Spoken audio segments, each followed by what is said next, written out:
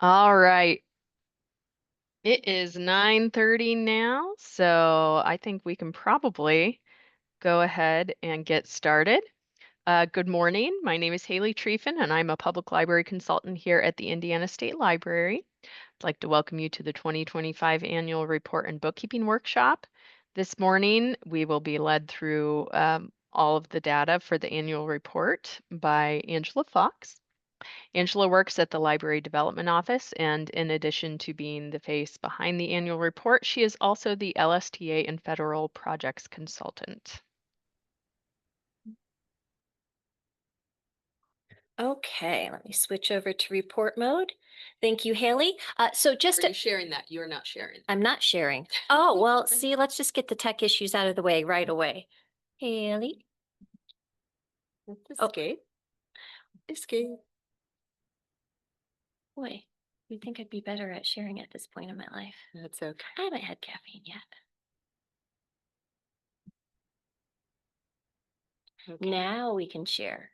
Maybe. Cool. Okay. Thank you. Haley is also acting as our tech wizard in the room here. So a couple bits of housekeeping just from the front. We do have some brave souls who ventured out to the state library with us today. If any of them ask a question, I'm going to try very hard to remember to repeat it so you out in virtual land can hear it. If not, Haley is really good at getting on me for that. So thanks, Haley. You can put questions in the chat. She's also monitoring that chat for us, and we'll pause when necessary or when there's a good spot to ask questions. I will try to answer questions as we go. I will say, because we have such a lot of material to cover and because time is limited, that there are times I'm just going to have to say no more questions on this section or type them in the chat, and I'll print out a transcript and I'm going to go through and email you individually with answers or share it with the group or if it's something I think everyone can know. But it's very easy to get lost in the weeds and have a discussion that we just can't go down any further after a while. So again, if I have to say, okay, we're moving on, it's not because the previous question asker just was the straw that broke my back. It's just a time thing. Other things I want to mention, if you are watching this and you printed up a handout, a presentation handout, you may look at that and say, wait a second, this can't be the right handout because the slides don't match up. I promise you they will in just a little bit. There are some slides throughout that I did not put in the handout because I figured not everyone would want a full-size picture of clip art on one side or a picture of my dog. I mean, I want one, but I thought maybe people wouldn't want to waste printer ink on the slides or not. So don't panic. The questions are what I put on the handout. And I don't know if I put anything but the questions. So just know that once we hit the actual questions, your slides are going to line up with my slides and it will be, it's all there. All the good stuff is there. So yeah, I'm just going to dive in because as I said, final bit of housekeeping, because this is 2 hours that I am allotted, we will be taking an intermission in there. I'll let you guys know when we have a brief break, and depending on how far ahead or behind schedule we are, how brief that break will be. And from there, let's just hop into the 2025 annual report. As with every year, I'm just a real quick overview of what the report itself is. You can't know the annual report without knowing what the PLS is. That's the Public Library Survey. This is the survey that is overseen by IMLS at the federal level, so the Institute for Museum and Library Services. It is the only national survey of public libraries that we have. So once a year, they ask all of the state libraries to survey all of their public libraries and collect the data and send it back to them. And they share it with the American Institute for Research, and they just go crazy data mining on that. And it's so important because this is, again, it's the only annual collection we have. It's the only national collection we have. So this is how we check the health of our libraries in the country. How are they doing? This is how we check for trends in library usage and activities. We have a set of questions that IMLS says, this is your public library survey. This is your PLS. Here are all these questions we need you to ask.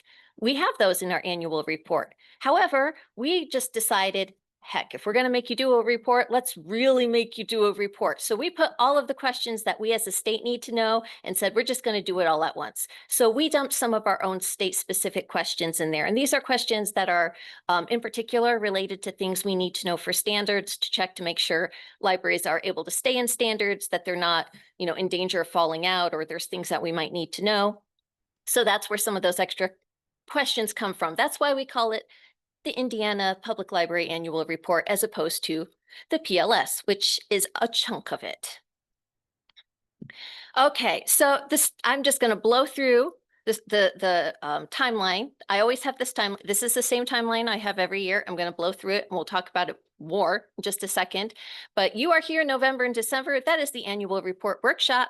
This is when I advise people to start gathering data. Yes, this report covers the calendar year, but you can start thinking, if nothing else, about what reports you need to write or to pull. If you're lucky enough to have people to delegate to, what reports they need to pull. Traditionally, we've had the report go live in December 2025, or that's when we like. I say traditionally, there have been bumps. Last year, if you remember, was not a good year for the report. We wrap up. I'm sorry, I'm missing a date on here. We wrap up on March 1st, or that's according to state code. March 1st is when this survey and the signature page need returned. And then I can't see what It's that final. there, you just can't. Oh, did I, okay, got it. The Zoom window is. Okay, no, well, I have dates wrong on it. Anyway, I'm wasting precious time. So it should say April, June 2026. That should be January, March 2026. This is when you're actually doing the report. We put in the pre-fills that we promised you. It's not really pre-fills because it's gone live at that point, but we'll finally have the data. You complete the report, due on March 1st. Last year, I talked a little bit about what happens after that. We begin an initial data review and cleanup. Yeah, I got the dates all wonky on here. So in March and April, after the report's turned in, that's when we start our standards review and look to send standards letters. And then after that, the details are not important, but why I have these on here for the following, April through July or August, this data then goes to IMLS and they start a very long process of cleaning up the data. The American Institute for Research has way more edit checks than we have on this. They flag anything that they think could be a possible outlier, something that might not be right, and they come back to us and say, hey, can you follow up with your library on this? And this is why you may get emails from me after the fact. I mention this because it doesn't mean you screwed up your report or that we think you lied to us. It just means that AIR said, can you double check and make sure this is the number? And if so, maybe they can tell us why it's so, tripled or quadrupled from last year. It's also, I will say, traditionally, when I get that list of questions to follow up on from AIR, it's been running about 800 to 1,200 questions the last couple of years. So if you're wondering why I am beating down your door in July about a survey that you took in February, that's why. It is a process. They are very thorough with the data. They try to do everything they can to make it accurate. If you've noticed, I've said, this is the timeline we try to follow, and we've had bad years. Yeah, so one of the bad years I already referenced was last year. Any of you who were around for this, I think most of you were, will remember that I frequently and not so affectionately referred that to the dumpster fire year of an annual report. It was very much anything that could go wrong did go wrong. So Merriam-Webster has my back here. This is a real word. This is not just a trendy internet thing. Like I'm trendy. But it was the absolute worst case scenario as far as we'd put out one technical issue and there'd be another, and things were just as I said, anything that could go wrong did go wrong. Equations weren't working out, the little help pop bubbles weren't matched up to the right things. It was just challenging. And we still managed to have, I believe, 100% completion rate with something like 98% of our libraries getting it in on March 1st. It was amazing considering how much of a nightmare that was, I think, for everyone. And they hung in there and they survived it. And I said, hey, if we want to look on the bright side of this, we can say that at least anything from this point, like if you survive this year, next year's going to seem like a breeze. So let's go back to Merriam-Webster. Hubris. Any of you who have survived like a high school literature course may see where I'm going with this. So when your protagonist says something confidently and is so sure of themselves and they are just setting themselves up for failure, their hubris will be their downfall. I'm so sorry, guys. My hubris was my downfall here. I said this year would be easier, and this year is going to have some challenges of its own. And why that is, oh, there we go. Perhaps, I shouldn't say perhaps, all of you, I'm sure, know by now, something that happened earlier this year, Baker and Taylor went under. I'm sure, oh, sure. As I said, all of you know what that means. What you may not have known is that Bibliostat, which is the vendor for our survey, was owned by Baker and Taylor. So this causes some complications. Bibliostat is going to cease to exist very shortly. That does not work with the timeline that I just shared with you, especially because they've had our material to prepare it for a couple months now, and they just won't exist. We don't have a survey. That is problematic. But you notice I am not yet crying, so that's promising. What does this mean for you? I'm going to tell you right now before anyone gets excited. There's still a report, guys, and it's still the same report. It may look different, has different trappings, so don't get too excited. But here I am in a 2-hour workshop, and we have no technical report. What does this mean for you? As I told my boss, it means 2 hours of me sharing dog photos with you. You're welcome. So yeah, this is where I wanted to go with it. But after some discussion, we decided, no, hey, the report may look different, but we actually have all the content. I sent the content to Bibliostat months ago. I said, these are the questions we need. Here are the instructions for it. So I know exactly what we're going to ask you. I just don't know what font our new vendor is going to use, or if you have a drop-down menu or a forward button, or how certain things will look. But I can tell you what those questions are going to be. And so that's what we're going to do here. The important things, yes, as I said, there will be a report. We will be working with the new vendor. We are working on getting through a contract process right now. We have a vendor in mind. We have sat through a presentation with this vendor. I am honestly very confident that they are going to be able to do a fantastic job on this. They have done this report for many, many years, or they have some experience. So I think that the product we end up is going to be very good. It's not exactly how I would have liked to switch vendors. You know, I wish it would have been a, hey, let's get everybody out here competing and we'll choose the one we love, as opposed to, oh my gosh, we just lost Bibliostat, panic, panic, panic. But I actually think some good will come out of this. And please, I really am hoping I'm not setting ourselves up again for another fire. Yes, as I said, I have the questions for you. There are very few changes in theory. Well, I shouldn't say in theory. There are very few changes to the content of the report. So that part should not be too alarming. Here's where it gets tricky. The timeline. Again, we don't have a report. We are contracting. We have the questions good to go. We're ready to dump it on somebody. We don't have the report. We are very aware that you guys have a lot on your plates and that this is not the type of report you can complete overnight. Most of you. There's one or two who get it done, and I am impressed every year. I can't tell you when it's going to go live. I can't tell you how that timeline is going to be adjusted because there's too many variables in the air. There's too many T's that need dotted, or T's that need crossed and I's that need dotted. But we have been assured that you will get your full 2 months to complete it. Whenever it starts, if we can get it out close to the original start date, if it gets pushed back a lot, you are going to get time to complete it, and you are going to be very aware of what is going on with it, because I'm absolutely going to spam your email. If you thought last year was bad, wait until you hear Angela's letting you know what's going on with the vendor. So you will be seeing me in your inbox a lot. I apologize for that in advance. We have some questions. Absolutely. I don't know how much I can answer because we are seriously. You should be able to answer these. I Okay, think. good. So I'll just mash the three together because they all kind of you'll address. Fire away.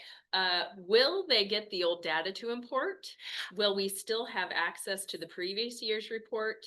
And should we maybe go back and download from the past year since Bibliostat is going? Those are three awesome questions, and I'm actually glad you asked that because they're very important questions. Yes, we will have data from your previous years.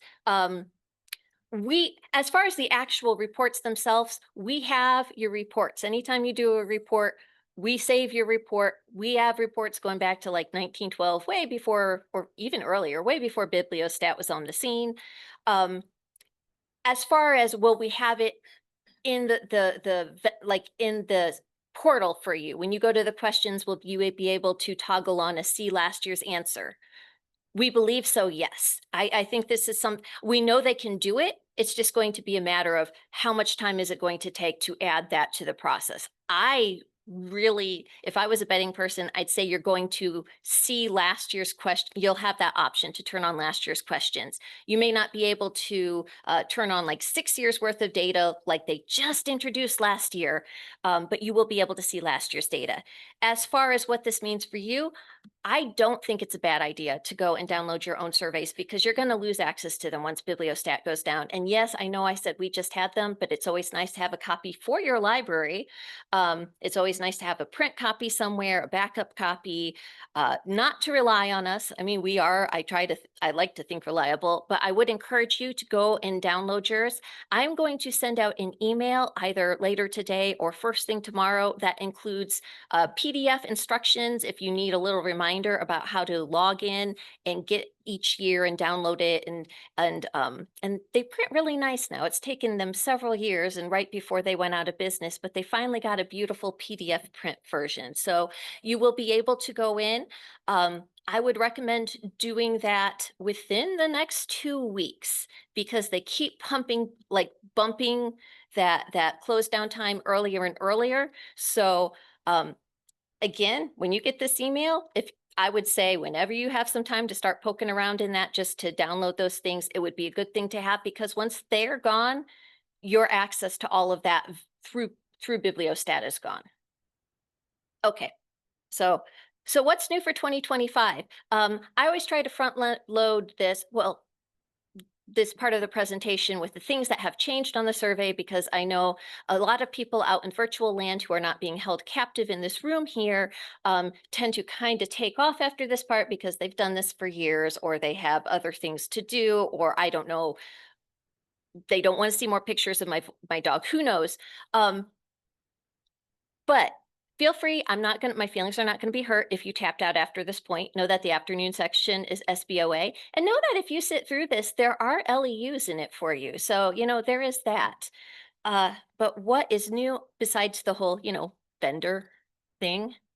So the capital revenue section has moved. It's the exact same questions. We just moved it a little bit because I had several people point out that we have a section about library revenue, your taxes and all of that stuff you get yearly. Then we have a section about how you spend your money in expenditures. And then we have another section about revenue. So we just put the revenue section right after the library. Again, it's just a flip-flop.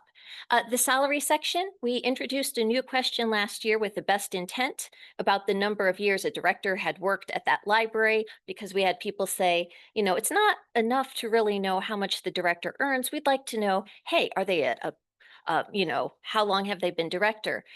We didn't ask it quite right. I didn't do it quite right. It wasn't what people were actually looking for. I have been told what people would really like is the number of years that the director has been a director, regardless of what library it is. They want to know, they want a better sense of like, what are directors who have 20 years experience?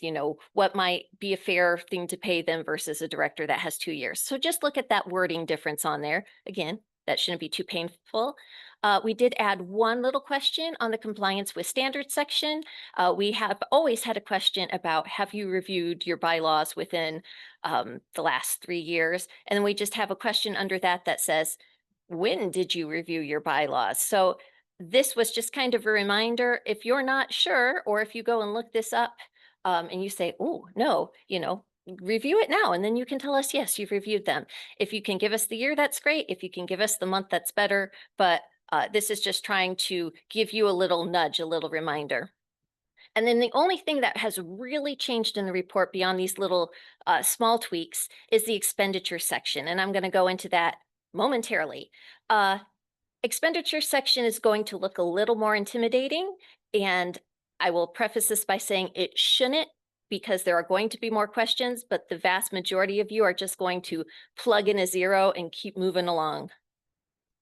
So the reason we have new questions, the old, what we've been doing for years, when we've asked you about expenditures, we've said, could you please divide out operating expenditures or operating fund expenditures from non-operating fund expenditures? It's very important for how we calculate collection development versus what IMLS wants. But we asked you to report non-operating funds for things like capital expenditures for those big projects. If you were using LRF or bond money or something, to build a library or buy a bookmobile, we said you can go ahead and tell us about your non-operating funds. And we wanted to know about non-operating funds for collection development because we want to give you, credit for that as the case may be. So those were the places we asked about non-operating funds. And for all the other expenditure questions, we only asked about operating. But then we had many, many, many people over the years come to me and say, hey, I have this non-operating fund expenditure and it's not for the collection and it's not for capital expense. What do I do with it? And I said, I don't know, it's a black hole thing. Just pretend it's not there, which is not the greatest answer and not something we've really wanted to do. So this year we decided to get out ahead of that and try to give you places to put those occasional non-operating expenditures that don't fit into one of the other two buckets. So that's what the changes are. We're giving you more questions so that if you have non-operating expenditures that previously haven't fit anywhere, now you have a place to put them. And it just makes our data for IMLS so much more accurate because it's a better reflection of the money that you spent. They don't really care where that money comes from. It's good for them to know this is what it costs to run a library.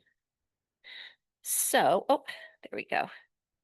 So the way it's changed, the questions we have about non-operating expenditures, we still have one about capital. We still have all the ones in collection development. We've added some to staff. Previously, that's only been operated, and we've said that's fine. But just last year, for instance, I had someone say, well, we got a grant and we used that to hire a summer intern to do a project. And it was from a non-operating fund, a grant fund. What do I do with it? And I said, I guess your intern is a black hole intern. They don't exist. There's nowhere to put that. So now there would be somewhere. Same thing with supplies. If you're using gift money to buy supplies, now you have a place to put it. And then finally, because I didn't want to do questions about every single thing and IMLS didn't need it and we didn't need it, we have a catch-all that's basically, hey, any other non-operating fund that doesn't fit in one of these other things, feel free to tell us about it here, put it here. We just want to make sure that you have a place to put those non-operating funds that is not going to screw up or hurt you when it comes to how we do the collection development. So that is why we are so weird and finicky about separating them. So if you remember, we changed the order. So what used to be section 5 is now section 6. I think we'll see what the vendor says. Maybe the vendor wants us to go with letters. It's hard to say. This is all new and I am not crying about it. Okay, yeah. She said convincingly. No, I truly, the timing is not great, but I am excited to see what they can do. That's neither here nor there. So what you see on the left, these were the questions we had last year about salary and wages and benefits. What you see on the right, the green ones were the ones that were added. We just repeat. We ask you about salary and wages from operating funds like we always have. And now we say, by the way, did you have any that were non-operating? Same thing with benefits. I don't expect the vast majority of you to have anything to put in employee benefits coming from non-operating, but for any weird reason, and there are always some people with weird reasons, when you're that exception, you'll have some place to put it. We've got some totals that will happen, but that should be pretty cut and dry. We have a whole section. See, I don't know what question numbers these will be, but we have asked in the past on the left, these are the questions we've asked about your expenditures in a variety of categories. And then moving on to the right, these are still from last year. All of those were operating. And then we moved into collections and the collections had questions about operating and then repeated for non-operating. So what we're doing this year, let me see if I got ahead of myself here. Again, what we're doing this year is that we're adding one specific to the staff, which I showed you. We're keeping collections exactly the same. We're keeping this random hodgepodge the same. I'm not going to ask you after professional services and communication and transportation and printing. That is a lot of extra questions, but I am going to ask you hey, is there any other non-operatings that you need to put somewhere? And it will be here. I think it'll be a little clearer when you see this and we have instructions for you, which we will have when we have a vendor. So that concludes the portion of the what is new on the report. And that's when I shuffle back into the overview and then starting on the report itself. This is the point where normally I say, here is quick how you can navigate Bibliostat. That's not relevant anymore. I keep joking, but genuinely, the vendors that we saw, that we interviewed, if anything, I think it's going to, their interfaces are going to be very intuitive to those of you who have lived through Bibliostat. They're going to have very much the same functionality. That being said, I do anticipate that there will be training on it for anybody who wants it once we finally get this thing off the ground. It'll be a webinar either hosted by myself or perhaps if the vendor themselves wants to do training, it will be something that we will record so you can watch it on your own time. And again, this would be for those of you who don't like to just jump in there, feet first and figure it out. I like to tell people to get their ducks in a row. It feels kind of hypocritical coming from us this year, considering what's happening. We tried though. But ducks in this case would be um, knowing that you'll want to have the contact information for ISL and whatever vendor we end up with, we'll share that with you. But you'll want to have that nearby and keep that in mind so that you can real easily reach out. The contact information for ISL, that's going to be me in general. I oversee the annual report. So my email, my phone number, which I'll share on this. If I'm not around, we can direct it to LDO, but I'm usually around. Your ducks would also, I mentioned the reports. Once you reach year end and can start printing some of those reports for the things we're talking about, or asking people in different departments if you have those to pull those up for you. And then any help documents or worksheets, just knowing what's out there where you can find them, which leads me to the point that we don't have help documents out there yet because again, tied to the vendors, it's very hard for me to say what goes where. Put this on this question number when we don't know exactly what it's going to look like. All of that stuff is going to appear. This is all going to fall into place once we have stuff finalized. That's all I can say about that.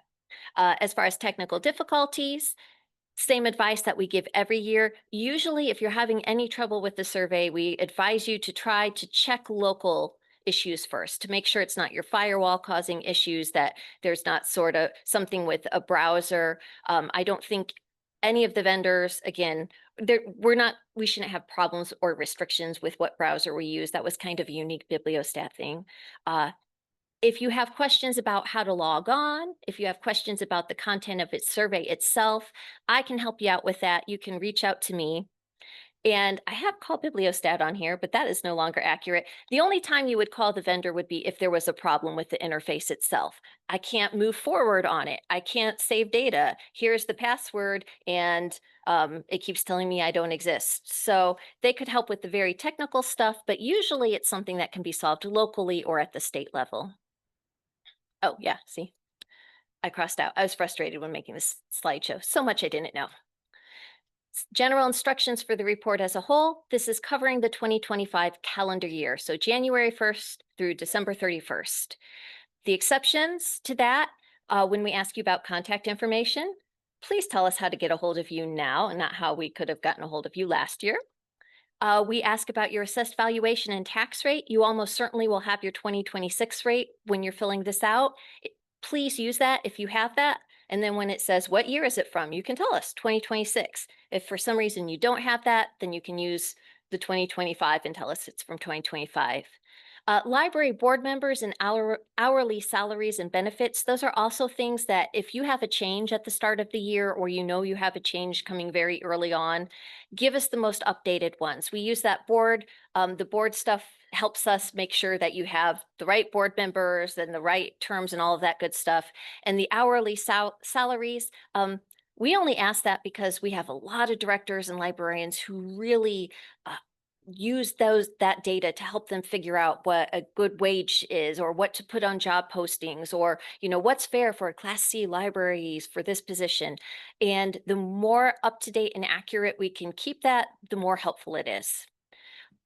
As far as if there is a question where you don't know the answer, We will have some sort of instruction. It will probably be to enter an NA to tell us like it's not available. I can't answer that for you.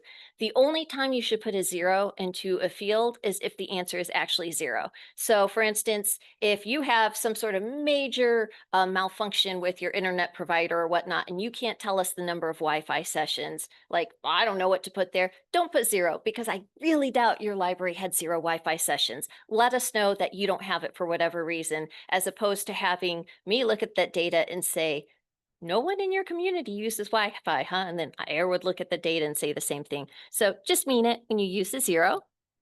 And that, I'm going to check the time here. Delightful. That's kind of where I hope to be. We're moving on to general information now. So anything pop up since then? Awesome.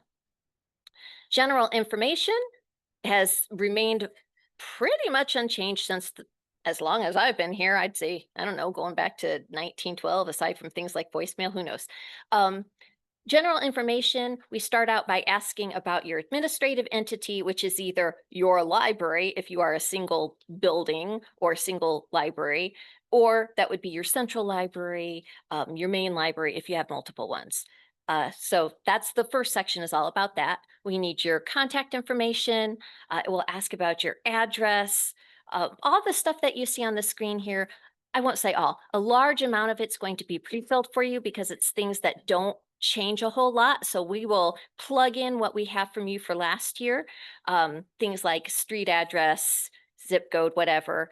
If you need to change it, please do, because we use this information to put a public library directory out there. So, if your library moved locations, this is where we're going to find out about it if you haven't told us prior to that. We ask about library URL, email. I will say with the email or electronic contact, that again is something we use for our public library directory that is available to the public at large. They can go onto our website and look at all this stuff about our Indiana public libraries. We post that means of contact. So if the best way for somebody to ask you a question about your library is via your director email, go ahead and use that. That's fine. But you can also, if you have like an info@library.com or a contact us page where you press a button and you get a little form to fill out, you can put the URL for that form on there. You are not required to put your director's email on there. We just want to know that if we have someone who is incredibly phone averse and did not grow up in the area when you used your phone to talk to people, they can still reach you somehow. After that, we have questions about Central Library, the year it was built, which we'll try to pre-fill for you if we have that information. When we ask about most recent structural addition or alteration to the current library, we're looking at that in terms of square footage. Think of this in terms of like E-rate or whatnot. We need to know usable square footage. So if you put in a lot, like an elevator, that's wonderful, but you wouldn't need to report that here. If you built an expansion, if you built a wing onto it, that's the sort of thing you would need to report. And again, if we have it, we will pre-fill that square footage for you that you have told us before.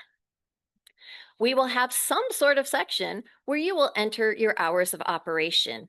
And this is one of those places where I would like you to put in your most current hours of operation because we pull this for the public library directory. It's one of the reasons we no longer have the computer calculate for you how many hours you were open because your hours in 2025 may be different than your hours in 2026. This is where we're looking for your most current hours. The computer will calculate certain things for you though, which is the number of hours a week that you're open, the numbers of hours you're open after 5, the things that we check for standards. Number of weeks per year that the central library is open, we consider it open if you are able to be open to the public for half or more of the scheduled hours. So if you have a single snow day, a snow closure, if you have a day where the electricity goes out and you have to leave early, that's fine. It's only when you get to that half or more that you have to be closed, then that week can't be counted for you. It's a rounding thing. Total public service hours the central library was open. This is the question I was referring to. It used to be really nice and we would just have it calculate for you based on the number of weeks and the hours you told us. But we realized public hour operations change kind of regularly. So what you report to us may not be what you had in 2025. So just do a little bit of math. How many hours open per week were you open? Multiply by 52 or however many weeks. What type of internet access? You'll have some sort of drop down menu or click a box or something, but we'll give you a bunch of options and you can tell us if you have fiber or cable or whatnot. And then give us same thing, tell us the nearest download speed. We'll give you some ranges. And if you're not sure, there will be a link where you can go on and check it just to get an idea. Then you're going to have to repeat all of this for branches. If you are in a system that has multiple buildings, congrats, you have a little bit more work here though. I have the slide, what is a branch? This is actually something that has had a lot of discussion. This is the IMLS definition of a branch. And you might think that this is easy and I don't need to be telling you what is a branch. But every so often we do have someone come and say, does this count as a branch library?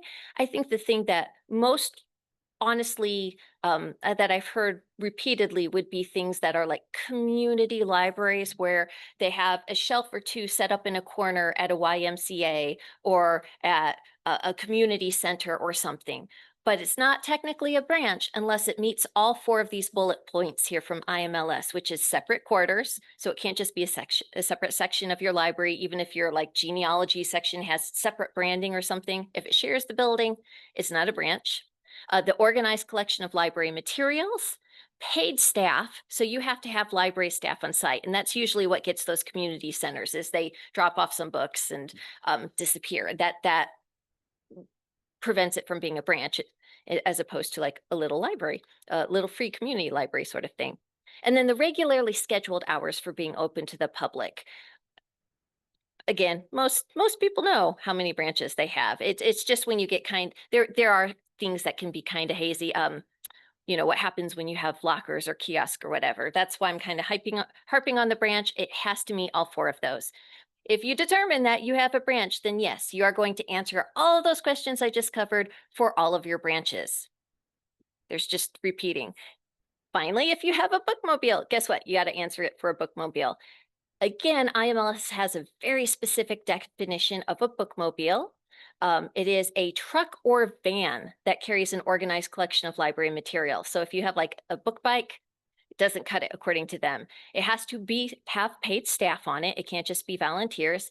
And it has to have regularly scheduled hours for being open to the public. So similar to a branch, it's a branch on wheels, but people need to be able to plan for it, need to say, oh, I need to return some books. In the summer, the bookmobile stops at this location every 2 weeks on these hours. Like they need to know what it is. It can't just be a we send it out for special occasion sorts of thing.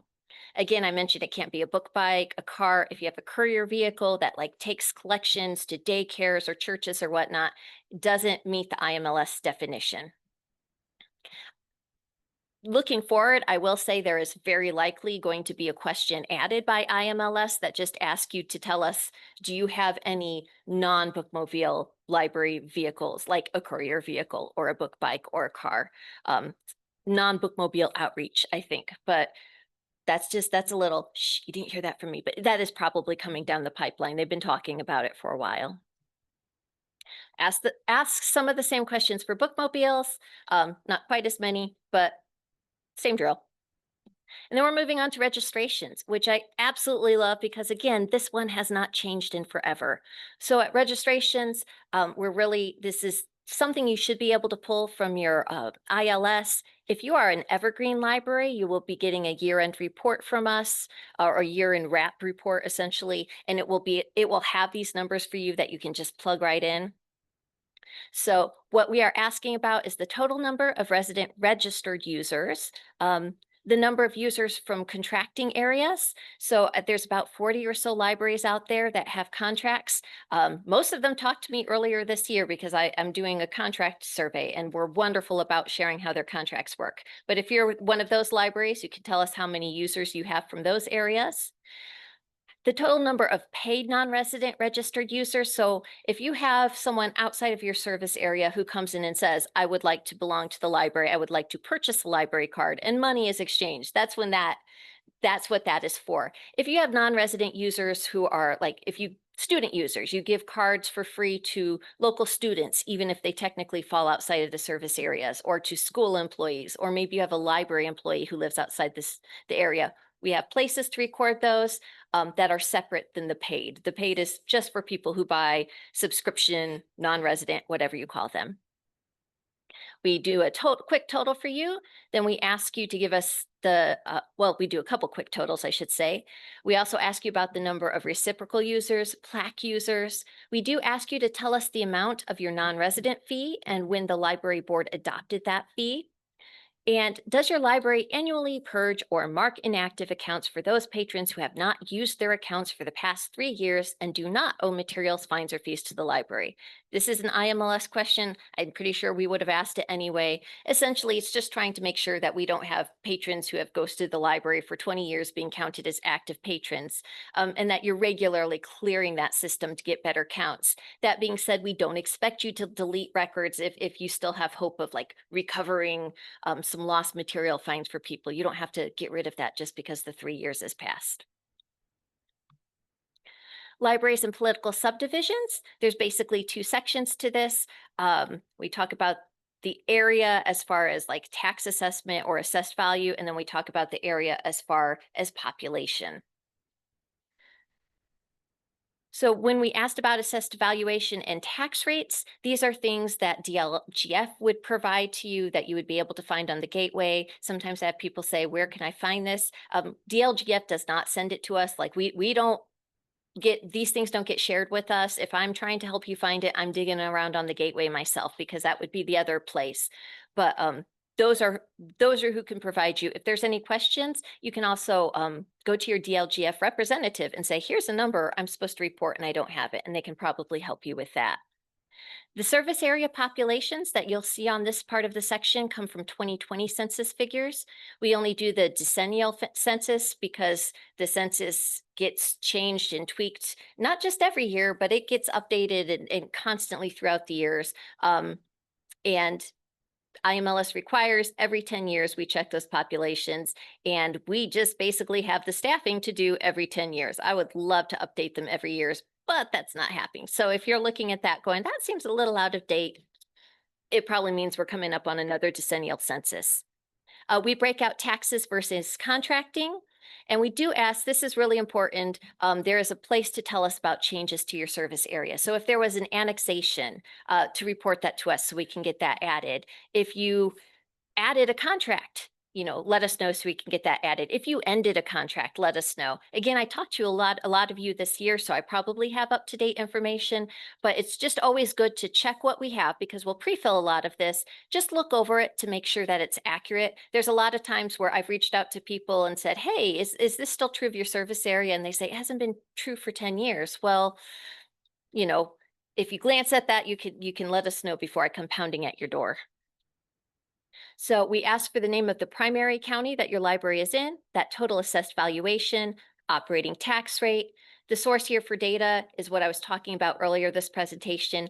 If you have the 2026 numbers for that assessed valuation and tax rate, go ahead and give it to us and then tell us in 03004 it was from 2026. If you don't have it, tell us it was 2025, but that's what we mean for source here for data.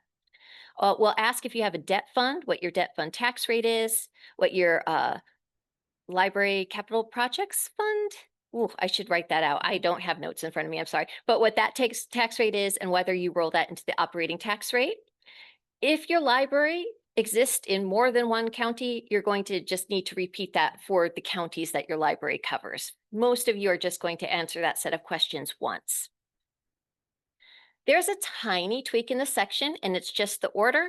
Originally, we put, here are the total number of taxed users or tax population, and here's the total number of contracting population, and then the following questions were breaking it down. And now the totals come after the breakdown. Now we tell you, here's all the places that belong in your service area, and here's what they total. And again, that was just for some suggestions for people saying, it's a little confusing this way. So we're trying to make it less confusing. We have these blocks. I say blocks because the things that are in blue on your screen there are repeated for as many different municipalities or service areas as you have, whether that's a township or a city or the remainder of a county or however you break that out. We will have those 3 questions for every single one of them, and it will have that political subdivision name. So White Township, the population, if it is a tax township, if it's not a contract, we'll put their population right there in the next one.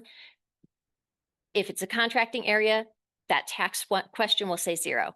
Same thing for 03015. If it's served by a contract, that's where the population would go.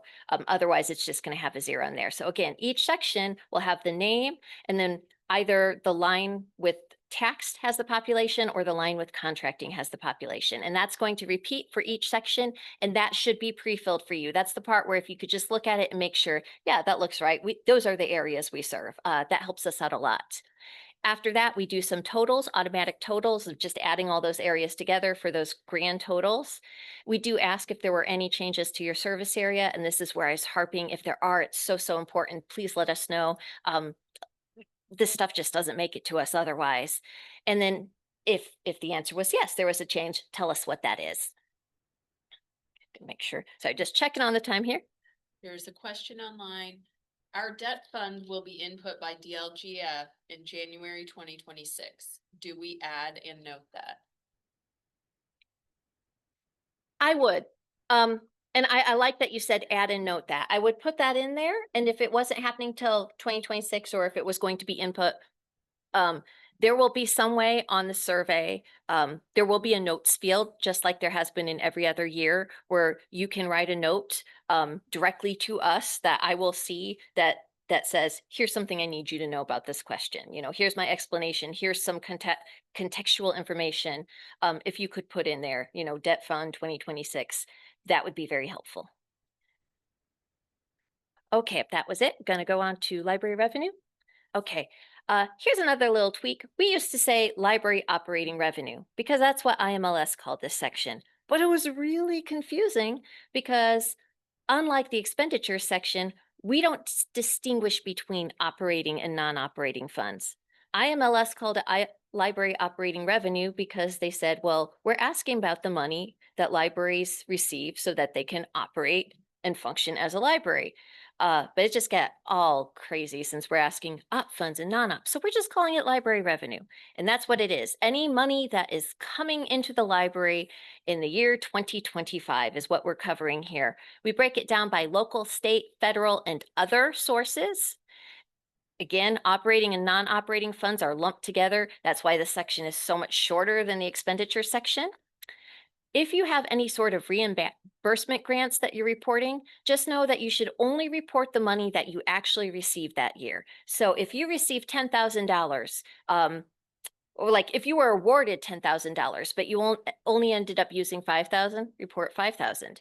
If you were rewarded $10,000 and you only claimed 5,000 this year and you'll claim another 5,000 next year, only put the part that you claimed that you were given this year in the 2025 report, and everything else, you know, that next 5,000 can be reported in 2026. We just have a really hard line drawn from 2025 to 2026.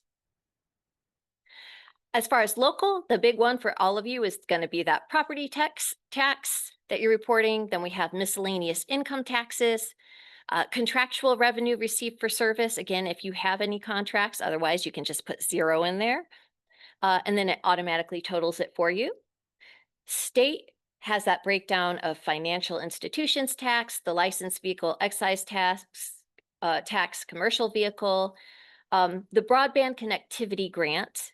Again, I don't know if this will be question 04008 or how it will look. I do know we will have that in there, and I do know that we will be pre-filling that for you because we have that data. That's money that we dropped into your library's accounts. And that money, that's what we call the money that we give to try to help cover anything that E-rate doesn't. So once a year, you get a deposit with whatever money we have to distribute to try to help if there was anything that wasn't covered. So we know what those amounts are. We'll put that in there for you.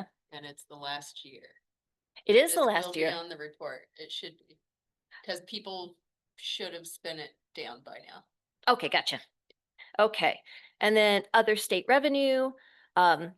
Other is exactly that. If there is something that doesn't fit in there, go ahead and put the amount in '09 and put the sources in 10. This can actually, sometimes I've had people say sources. Well, I got this from DLGF. No, the sources is if you report if there is a number in 009, 010 is just to tell me where that number came from. You know, this was this specific, this is who gave us this money. That's if you don't have other, then you don't need to tell us sources. And then of course it will total it for you. We're all about the automatic totals. Online question. Sure. So if grant is received in 2025, but not completely used until 2026, we report it in 2025 since we received it then. You report the amount of money that you received. If you if you claimed, if you were reimbursed and received, you know, $7,500 out of 10,000. And because let's say this grant falls over the course of 2 years, you know, or straddles a year, whatever amount you actually claimed, whatever amount they wrote you a check for, whatever amount came back to you in the year 2025 is what you put. And whether there's any left over that you claim in 2026, you'll just report it in 2026 then. Good. Okay. Federal is much shorter because sadly there tends to be less federal sources of revenue. LSTA grants, if you went straight to IMLS, they sometimes have a handful. We rarely see this. We used to do subgrants, but haven't been able to for a while. So feel free to skip that one, put 0 in that one, unless you did go to IMLS. Other federal income, I can't even think of examples, but hey, if you are lucky enough to have a number to put in there, then you can put that number in 13 and tell us where it came from in 14, and then it will total for you. Some people have 0, a lot of people have 0. That's fine, we expect that. And then the other really is kind of our catch-all. This is where we have plaque reimbursements, if you collect fines and fees, interest on investments, gift receipts.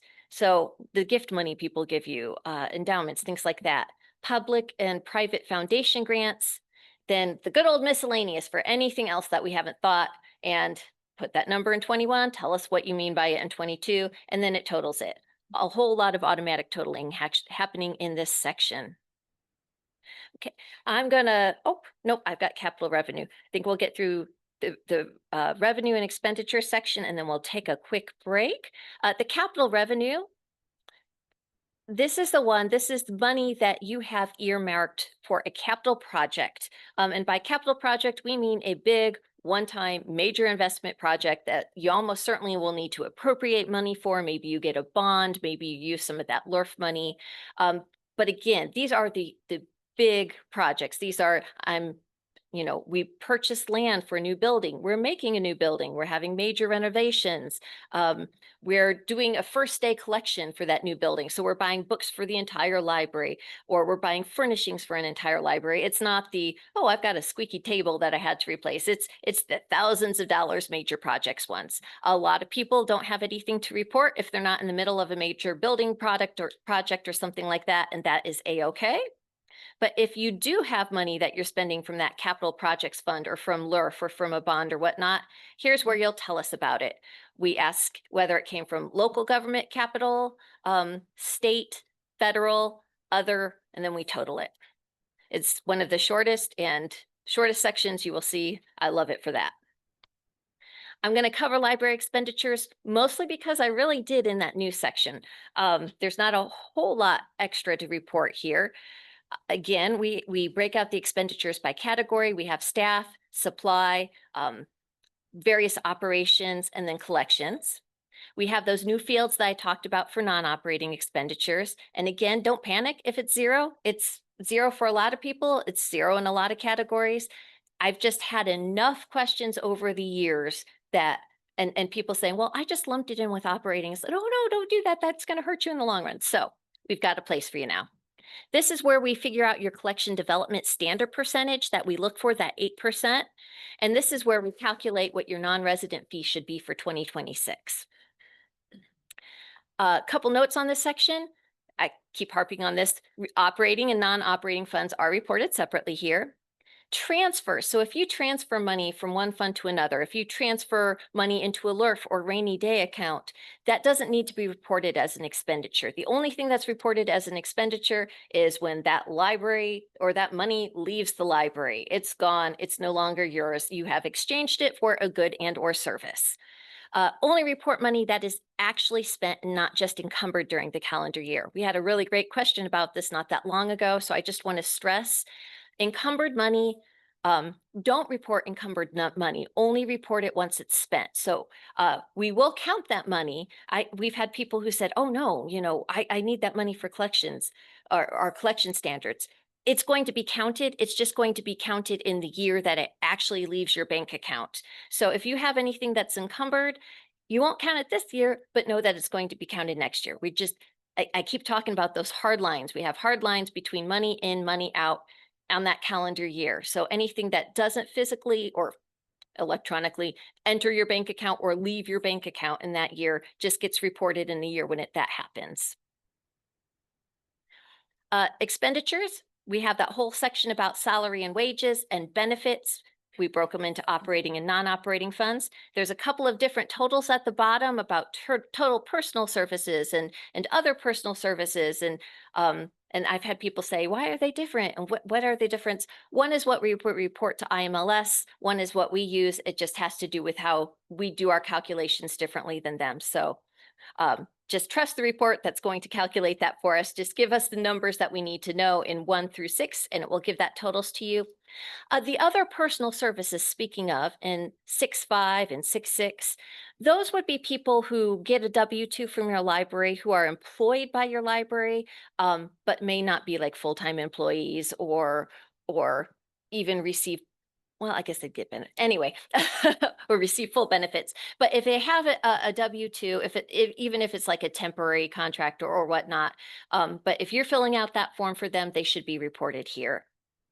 We have a question about total supplies. Again, we just added one that mirrors it with non-operating funds. Here's that slew of, I call them operating, but that slew of random expenditures that happens for libraries. Professional services, how this is different than what we just saw on that screen, personal versus professional.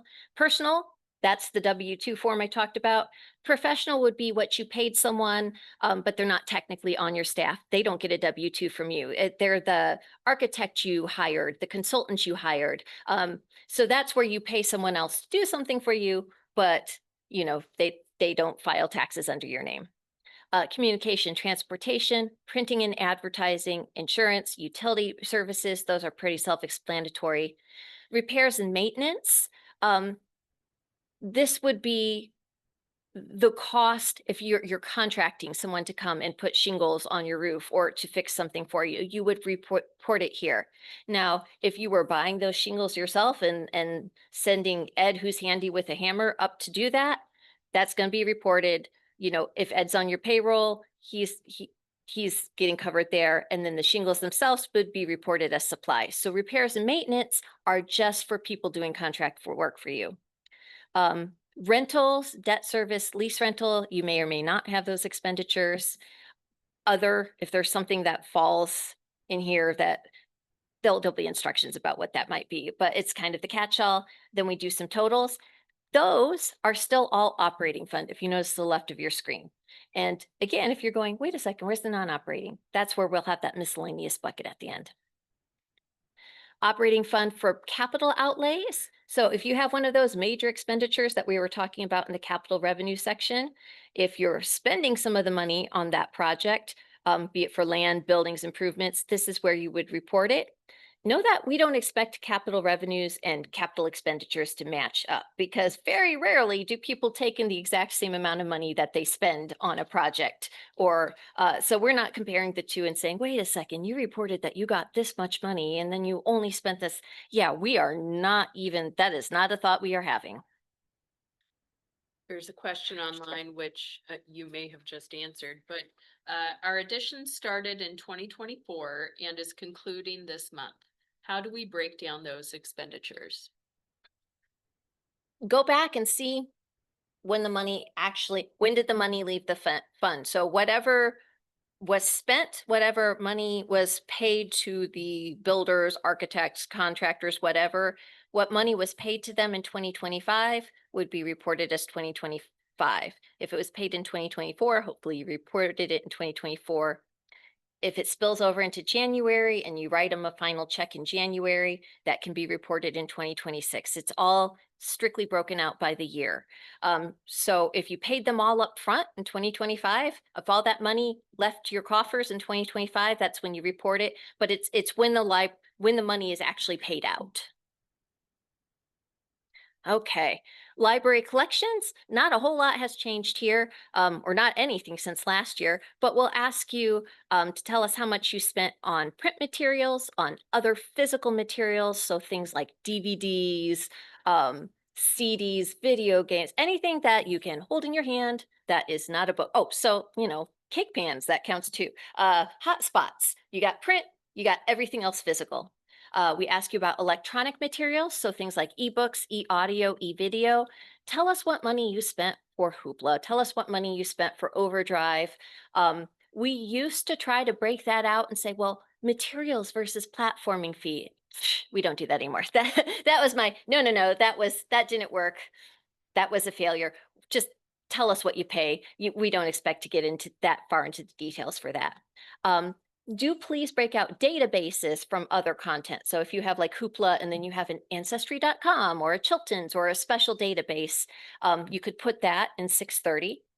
Public access computers can be reported here, and that would be anything that does not circulate, that stays in your library, but the public can still use it to, in theory, get on the internet, even if they don't use it for library purposes, if they can get on the internet. So not your OPACs, not if it's just a closed, only for our catalog, but if they can go to this computer and use it to check their email or go on to, some website or download a book, then that counts. So whether you have physical PCs on towers, on little stands, whether they can get Chromebooks that they can use in the library, but then they have to return before they leave. Again, these are the computers the public can use that can get on the internet and do whatever, but they don't get to take home with them. And then we total all of that. That's all the questions we ask from your collections that came from operating funds. And then surprise, we repeat the exact same questions for non-operating fund. And we've always done that, so that hopefully shouldn't take anyone off guard. We ask you about total capital fund expenditures. We ask you about, do we repeat that? All other non-operating fund expenditures not yet covered. So if you end up with this weird thing from a non-operating fund that in years past you said, well, this isn't a collection and this isn't a capital, what do I do with it?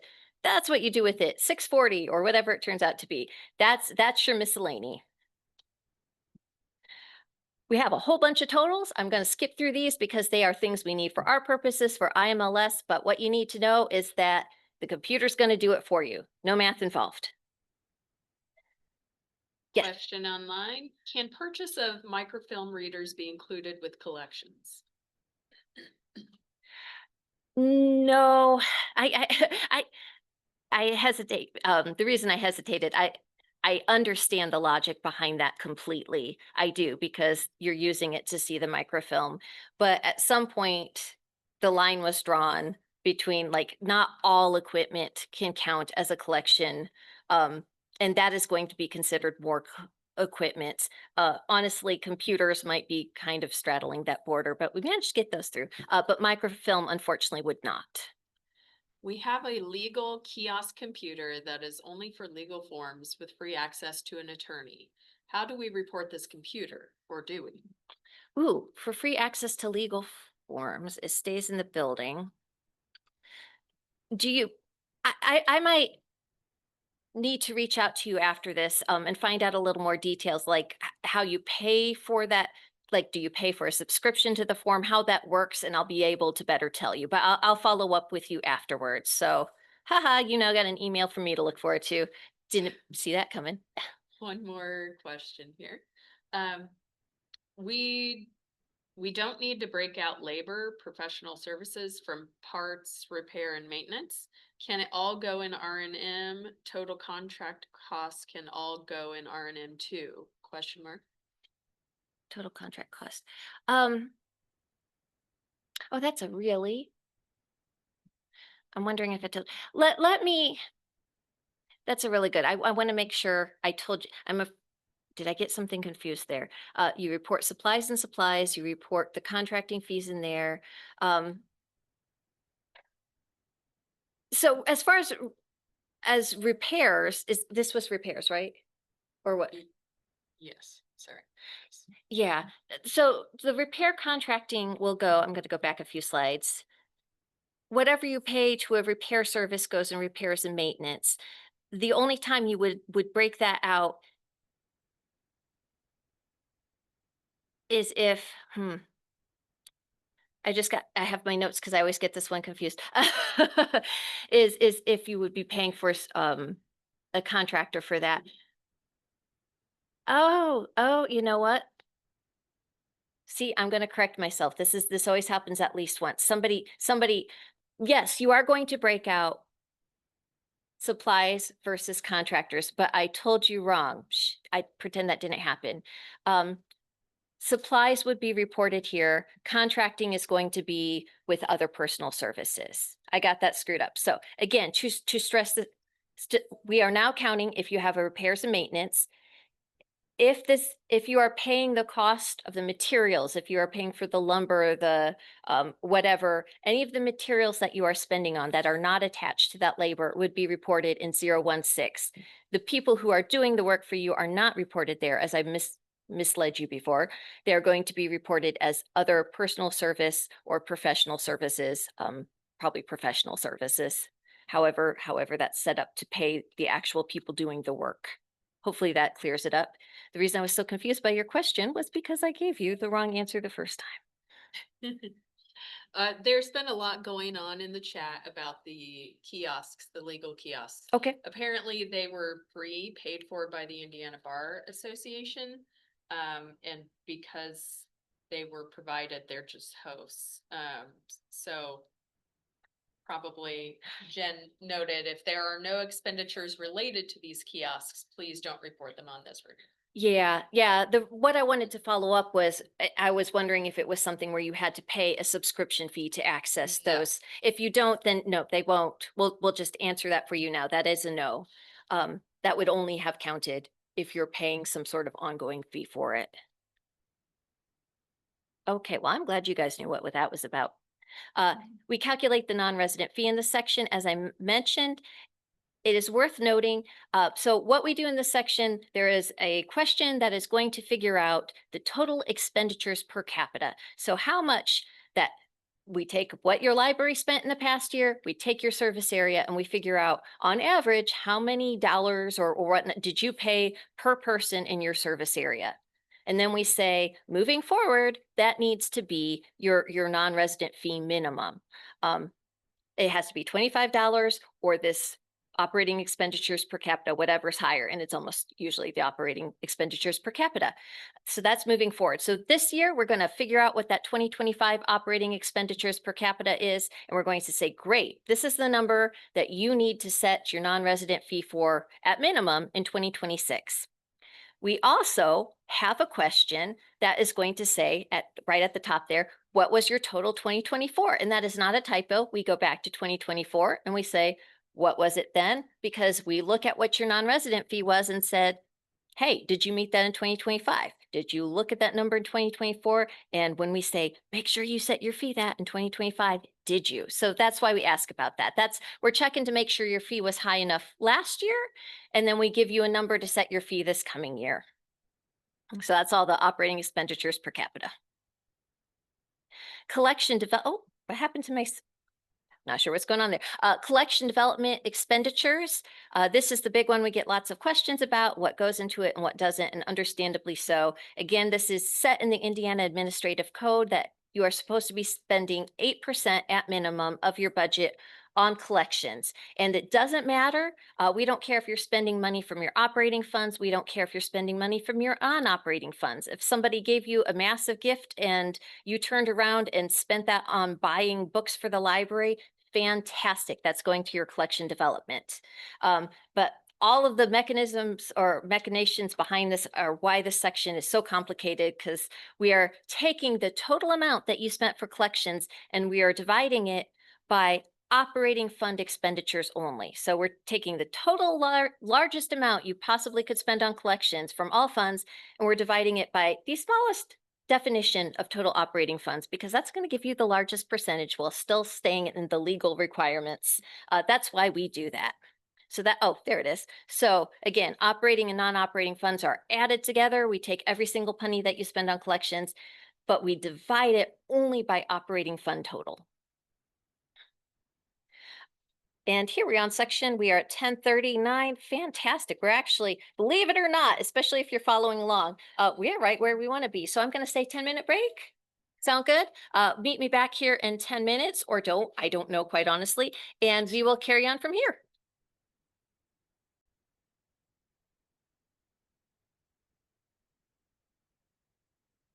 Okay. Okay, I think we are right at the 10-minute mark, so hopefully most of you have made it back who are going to make it back. We will jump right into employment data, and we should be able to wrap this up by 11:30 because I'm a firm believer in taking your lunch. So employment data has not changed. From years, it's fabulous. We will ask you the total number of all librarians and how many hours, paid hours you all your librarians work. And then there is an automatic equation to figure out the full-time equivalent, just in case your librarians, you don't consider full-time to be 40 hours a week. That's what IMLS does. So just to be able to do apples to apples comparisons, we'll do that calculation for you. You just tell us how many librarians and the total number of hours. After you tell us how many total librarians you have, so anyone in your building that you say, yes, I would describe their job description would be a librarian. I consider them a librarian. After that, we'll ask you to tell us, oh, there's some sort of weird numbering there. That should just be 7-4. We'll ask you to tell us how many librarians that you reported above. Out of all of those, how many of them have that ALA MLS degree? So the first number should be the big number that includes people with degrees and people without degrees, because we have lots of those. And then the number in 704 would be, okay, out of all the total, how many of those have a degree? And then again, we'll figure out how many that turns out to be full-time equivalent. We ask you about total number of all other paid staff. So anyone else that you are paying that you wouldn't describe, you wouldn't say their job as a librarian. So your clerks, your pages, your maintenance people, anybody else on your payroll, staff should be counted somewhere in this section. And we'll tell you the total full-time equivalent. And again, at the end of this section, there's some more automatic calculations that are going to, just tell you how many hours total and full-time equivalent numbers, all that stuff that we need to know that the computer will spit out for you. The one thing you do need to tell us before you leave that section, that very last question, the number of hours per week considered to be full-time employment in your library. Yes, we calculate that full-time equivalent based on 40 hours per week, but we are curious where you draw the line, what you consider to be full-time in your library. I know there's some out there, 32, 36, things like that. Library service and technology. This is where this is largely known for programming, which we'll get to in a bit. This is the programming section. Sorry, guys. But we start out with interlibrary loans. Tell us how many that you had provided to other libraries, and then down in 8.4, the number that you had coming in from other libraries that you borrowed. 8.2, evergreen transits to other libraries. 8.5, evergreen transits from other libraries. Good news, evergreen libraries, we will plug that number in for you. We have that and we'll just pop that right in there for you. If you're not an evergreen library, expect to see zeros there. Then we do some totals. We figure out the net lending rate. Let's see. There we go. So, okay, we're on to programs now. What you're seeing on your screen is what IMLS put out a year or two ago to help with all the questions they were getting about programming. Because IMLS does have a specific definition of program. It's plastered all over the report. It's in the question wording themselves. Um, but we have people, our librarians are just, they're so creative. They come up with so many different things that it's not traditional, not what you, it's not a book club, it's not a story time, it's outside the boundaries. Does it count? So these are some of the questions that IMLS put out, or the table they put out to address some of those questions. So what you're seeing here is official IMLS guidance. There will be other material, other programming guidance up on the annual report webpage once we're able to load those help documents and worksheets and stuff like that. Things about how to count programming, things about is it a program or not, to try to help you decide. But again, this table right here, which will also be on the handout, this is the official, this is what IMLS is telling us. So to try to help you sort that out. The big one, they do not want you to count passive programming or self-directed activities as a program. They haven't counted it for years. If they start counting it now, it's gonna if you lump it in now, it's going to throw off totals. What they are really looking for at programming is that potential for a social interaction. That's really, when this question was developed, it was, are you providing opportunities for your community to gather and have the shared experience? So passive programming, whether that's putting out a coloring sheet or having a scavenger hunt or puzzles or any of the other really cool, I mean, there's a million different types of passive programming, but if it is something that doesn't happen in a set time, if it is something that you do not expect to have interaction with anyone else necessarily, you can do it completely on your own, again, not at a set time, it is not going to be considered a program for those purposes. Again, for all the documents, for all the advice they give, programming can just be tough because people come up with things that don't nicely fit into all of these categories. So if it doesn't, even if the IMLS guidance can be a little tricky, if that's not quite clear enough, I do like to share the National Impact of Library Public Programs Assessment. This is something that state data coordinators from the state library have agreed is another good kind of semi-definition, if you're unclear, to kind of hold it up, which is an intentional service or event in a social setting developed proactively to meet the needs or interest of an anticipated target audience, at least some of whom attend by choice. So if you have a spontaneous program, or spontaneous event, I've been asked this before. A bunch of kids came and were interested in the makerspace, and I ended up sitting down and doing a whole demonstration with them. That wasn't developed proactively. It's just awesome. So it has to be that intentional. It has to have the to meet the needs or interest. So it doesn't necessarily have to be educational, but it has to be put out there with some library effort, with library involvement for a set audience. And if you are still not sure, my next advice for you would be trust your gut. Most of us, this is really hard if you are someone who likes black and white answers, if subjective makes you kind of your skin crawl a little bit. I know that I can be that way sometimes. However, I think most people in the library world have a knee-jerk reaction. If someone says, is this a program, and describes it, you're just, yeah, of course that's a program. If you find yourself really stretching to justify it, well, if you looked at it this way, it could be that it was in advance. It could be that, odds are, if you are stretching really, really hard, it probably is not a program. All of that being said, worst case scenario, you are tearing yourself up in knots about it. You can always reach out to me and say, this one is just killing me. I'll try to help step you through it. It's subjective. There are going to be some judgment calls that you make. Please don't lose sleep over this. Make your best effort and then move on. It is not worth, losing hair over. I promise you that. We have a few questions online. Yes.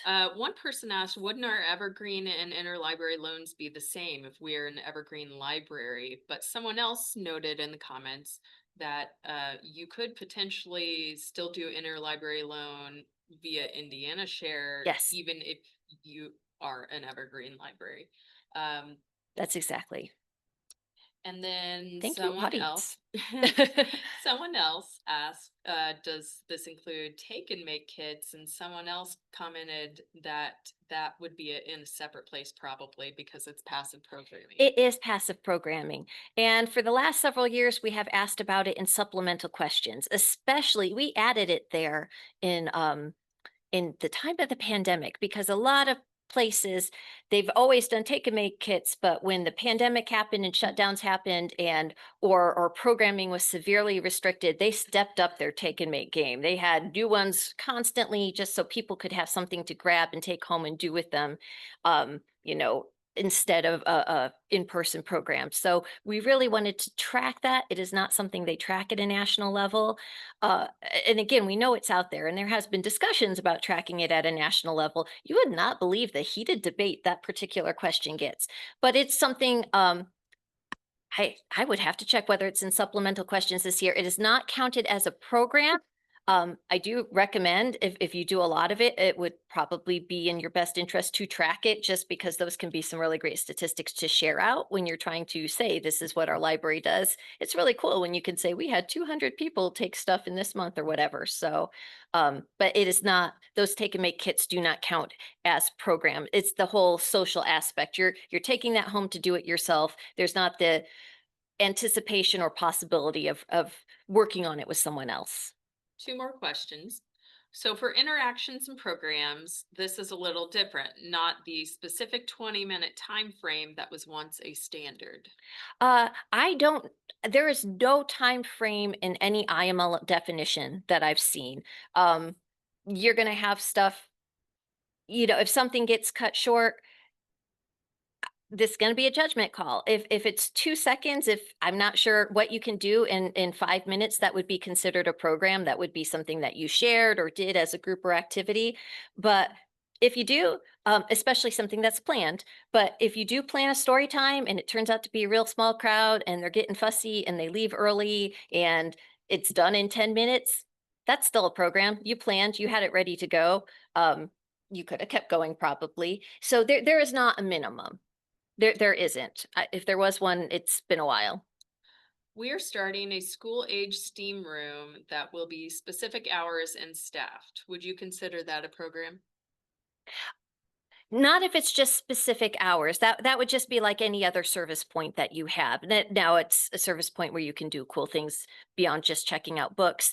Um, but again, if you had something in the room, if you said, come at Tuesday at 5 o'clock because we're going to be making these certain cool keychains on our 3D printer, that is a set time that is advertised in advance to reach a certain group, as opposed to we are open for these long stretches for every day, every week.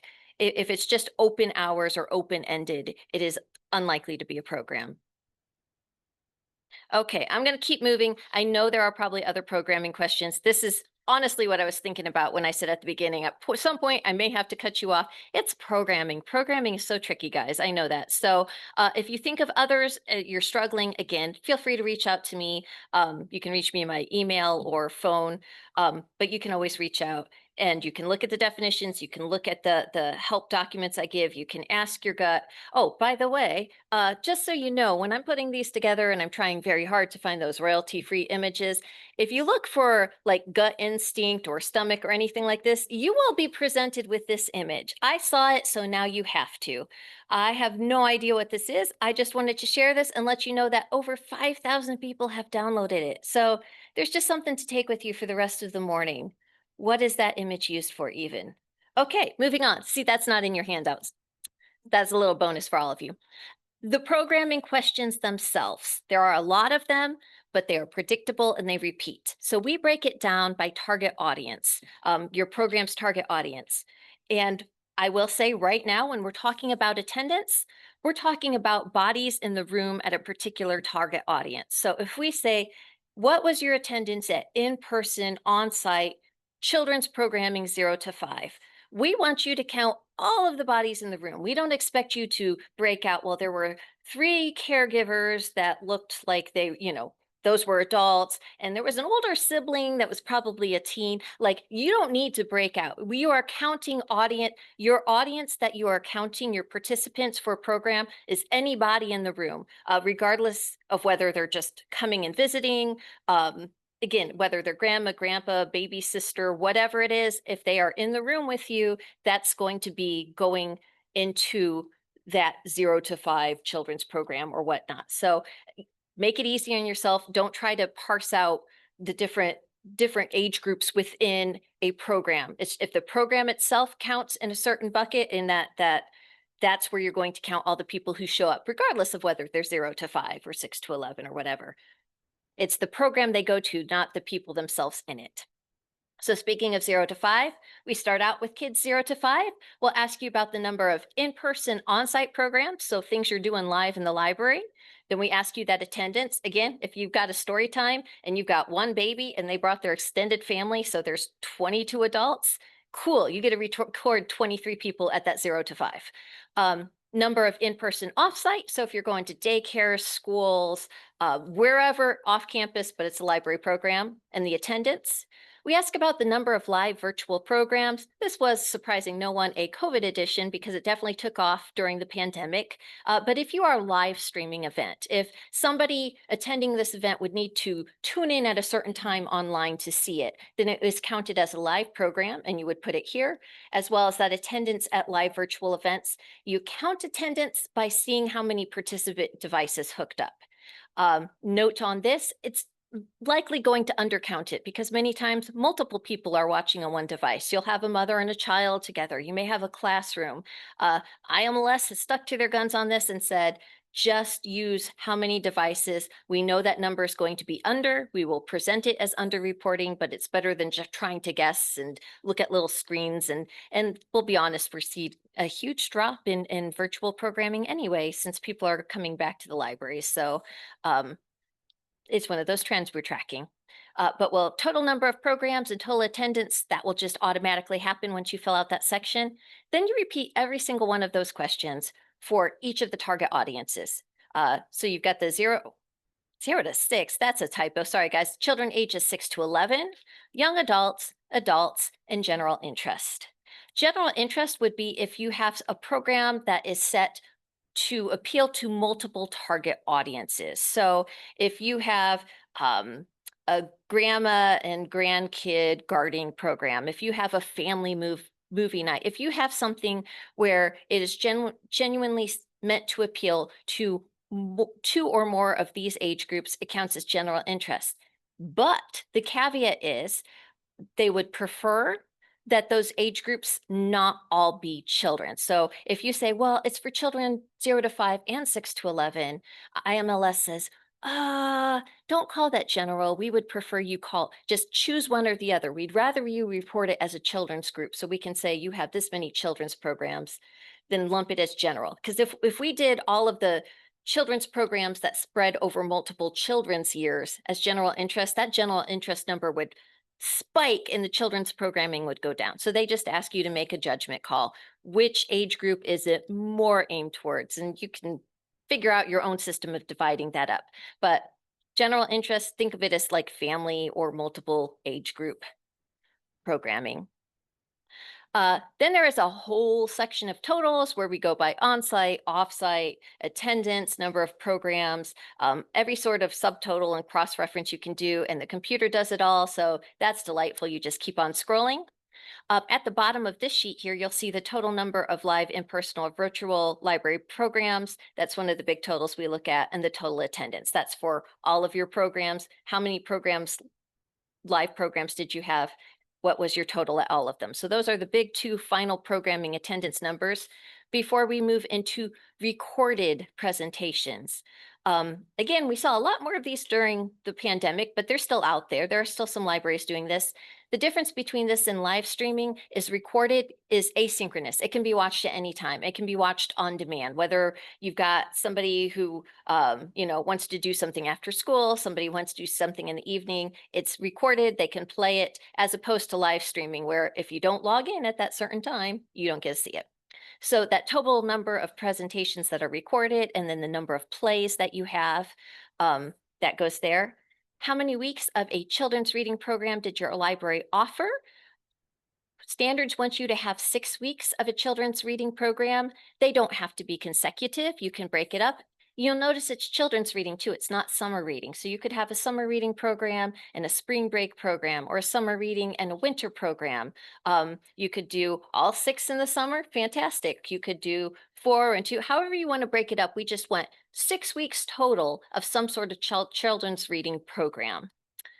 We ask you about the number of meeting rooms available for public use. So spaces that you designate for members of the public to reserve or to come up to you and say, hey, can I use that spot? That specifically are meant for them to meet in groups or do small private study, but a closed off reservable area, or even if reservation is there anyone there now? Cool, can I use it? Great. Number of times the meeting rooms were used by the public. Don't try to count the number of people who use them. I worked at a library. You can tell them till you're blue in the face. Hey, on your way out, tell us how many people were there. They're not going to tell you. They don't do it. So we're not asking. Just if you have a system that records reservations, if you have a tally, whatever you do for people who reserved it or walked in, try to give us the best number of times that you possibly can. I know it's difficult, especially for libraries that have multiple study rooms that don't need keys, or do your best estimate. Total number of annual visits to the library. The library visits reporting method is just estimate versus actual. And what we mean by actual is if you have some sort of way where you are trying to track each person over the course of a year, whether that's a door counter, whether you have a designated human being at the front with a clipboard and a pen for the entire year, whatever that is, that would be actual. Even if we know that sometimes there could be hiccups. Estimate would be if you do a typical count. If you say, I'm going to count people for a week and then extrapolate, multiply that by 52. So it's whether you're doing a little bit of math versus whether you have some sort of way to count individually. That's what we mean by that. Total number of reference transactions. Reference transactions reporting method, it's the same thing. Are you actually counting each time someone asks you a reference transaction over the course of a year, or are you setting a time period, a typical week, a typical month, or whatever, and then doing a little bit of math? That's all we mean by that. Instructional reference service is an optional question. It is not something that's asked by IMLS. This would be a subset of reference transactions. This is because we had a lot of libraries say, I know IMLS says all reference transactions count the same regardless of the amount of time you spend on it, but some reference transactions take a lot longer. It takes a lot longer when someone says, can you help me set up my Kindle that my grandkid just got for me? Can you help me understand how to fill out this form? Can you help me? Those ones that take an exceptional amount of time, the ones where you are working one-on-one with someone for a prolonged period to try to help them understand how to do something, whether a resume or an ebook, whatever that is. If your library tracks that separately, because we do have libraries that track it separately, and if you would like to report it here, that's where you would do it. And for our curiosity, it's something that we're curious about. We don't require, we are not, if you're not separating that, please don't feel like you need to start. That is just for those of you out there who are making a distinction. Share, please. We never had them. Yeah. Question. Oh, I'm sorry. Thank you. See, thank you, Haley. Someone in the room asked if we dropped directionals, as in when someone came to the desk and asked you a directional question. That is not something that we've tracked, that I am aware of. So at least not in the last 10 years, but yeah. Oh, yeah, a lot. Yeah. And that's a lot of libraries will have forms where they divide it out. Is it directional? Is it reference? Is it, but IMLS, for our purposes, we spit back the reference numbers to them. There's a question online. Would Sure. you consider a genealogy consultation an instructional reference service? They can last 30 minutes or longer. Because there's not a definition, because this is not like an official national collection, that one is kind of more of a judgment call as to how your library would define instructional. My knee-jerk reaction was, yeah, I think that sounds like one. I don't run a library, I just work at one. So if the people at your library have a separate category for instructional, you'd want to talk to them about where you think that tipping point is or what might do, because we don't really have any set guidance. That's something the libraries came to us and said, we have separate categories. So whatever your category is, that's what that is. Yes.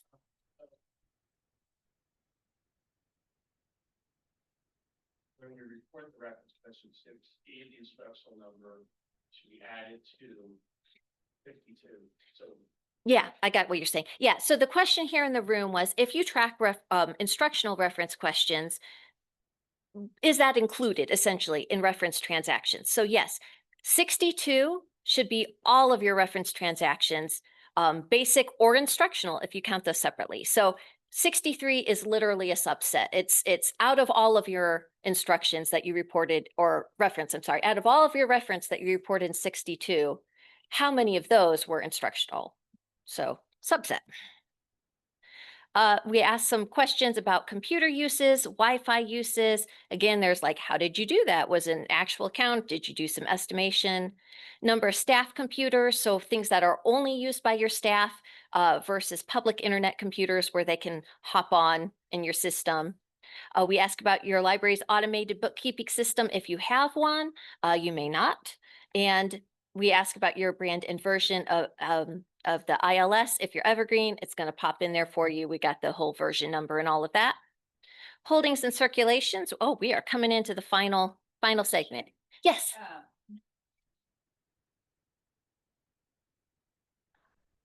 Oh gosh, I'm trying to think if there was ever official rolling on notary. I believe it has been traditionally counted as reference, but I can double check and get back with you, because that's, yeah, I don't want to tell you something and then go, oh no, we said on our advice form.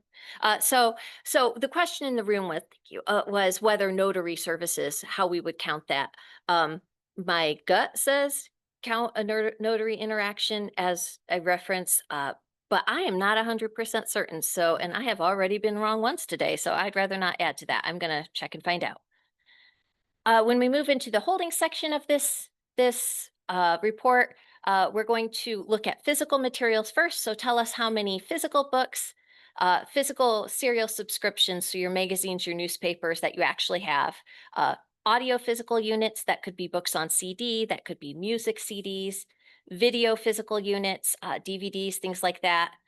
All other circulating physical items is exactly what it sounds like. Do you have a leaf blower that you circulate? Cool, it goes here. Do you have hotspots? Do you have video games? Anything else can be dumped into other. So if you can hold it and you can check it out, it should fit into one of these categories. We ask about hotspots specifically because a lot of libraries, that's something they want to know if they should be doing it, if they get used, things like that. So it helps to know what libraries do circulate them. We'll get a total for you. As far as electronic holdings, we don't try to count them specifically. Like, we don't try to come up with a number, because it's really hard if you have a Hoopla subscription to say, how many items do you offer? Well, are you counting how many things they check out? Like, we offer 10 per patron. Are you counting the entire catalog? Because in theory, that's what they have reference to.